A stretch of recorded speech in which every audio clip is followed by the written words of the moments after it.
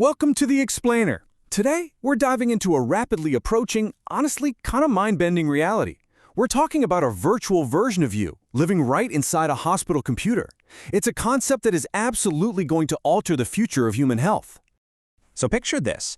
Imagine if before a surgeon ever operates on your physical body, or even before a doctor prescribes a really potent medication, an AI system could simulate exactly how you, specifically you, would respond.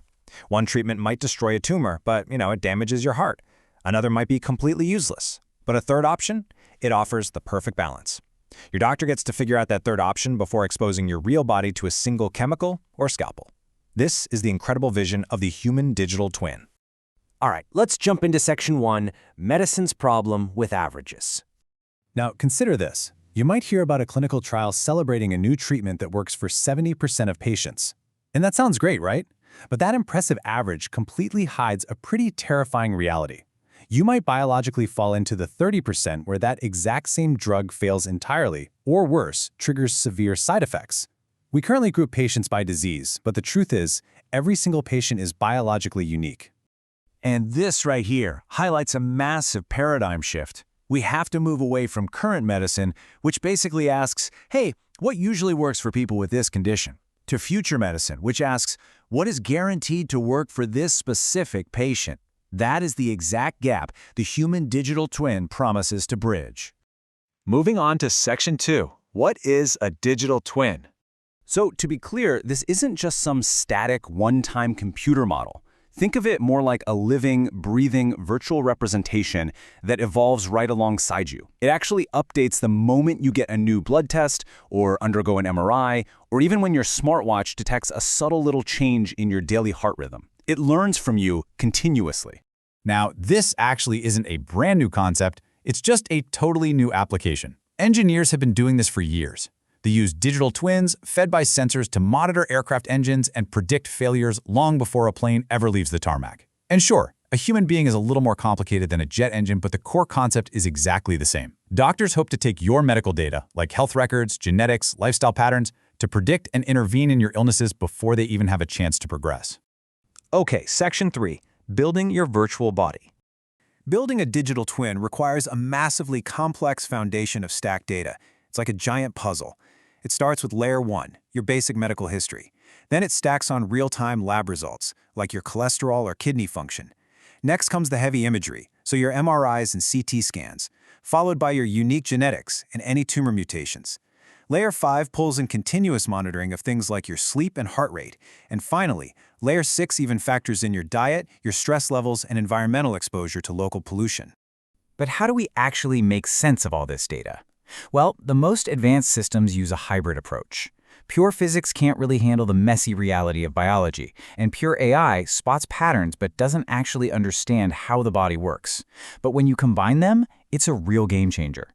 You get a hybrid model that uses the hard laws of physics to map things like blood flow and joint movement, working right alongside machine learning algorithms that spot hidden disease patterns across all those data layers we just talked about.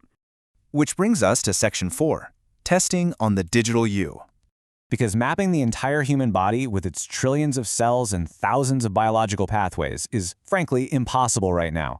Medicine is focusing on highly specialized partial twins. So a digital heart can simulate how electrical signals travel, helping doctors find the exact spot to perform a cardiac ablation. A virtual lung simulates airflow to personalize ventilator settings in the ICU.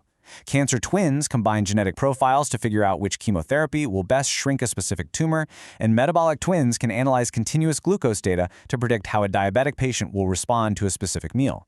Medicine doesn't always need to simulate the whole body, Sometimes it just needs to answer one really precise question.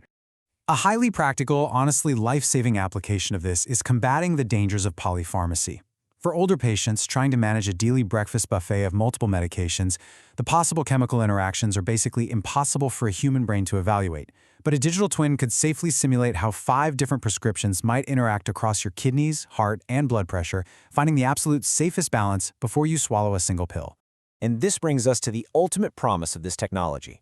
By using a virtual testing ground, we eliminate the dangerous trial and error phase of medicine. The virtual patient runs through thousands of simulations, meaning the real patient only experiences the treatment that actually appears most promising. No more guesswork. But of course, we need to look at the flip side. Section 5. The risks of virtual patients. We really have to ask some tough legal questions here. A human digital twin might become one of the most sensitive forms of personal data ever created in human history.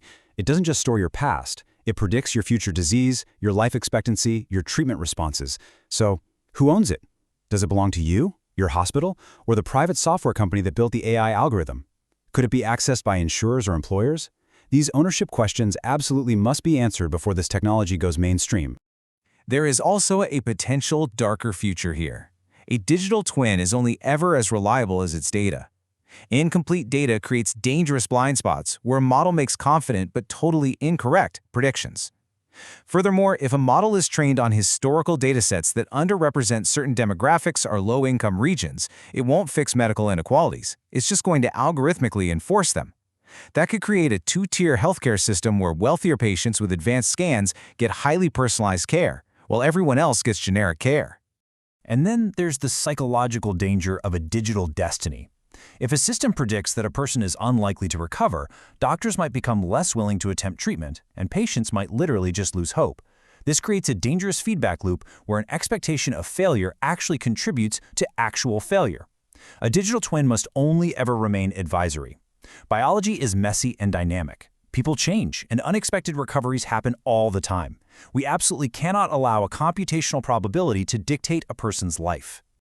Ultimately, what you should take away from this explainer is that the human digital twin won't replace human judgment. Instead, it empowers a brand new triad in healthcare. The doctor brings medical knowledge. You, the patient, bring your values and lived experience. And the digital twin brings predictive simulation. Together, they design medicine not for the average person, but specifically for you. So, I leave you with this. When the time comes, will you be ready to meet your digital twin?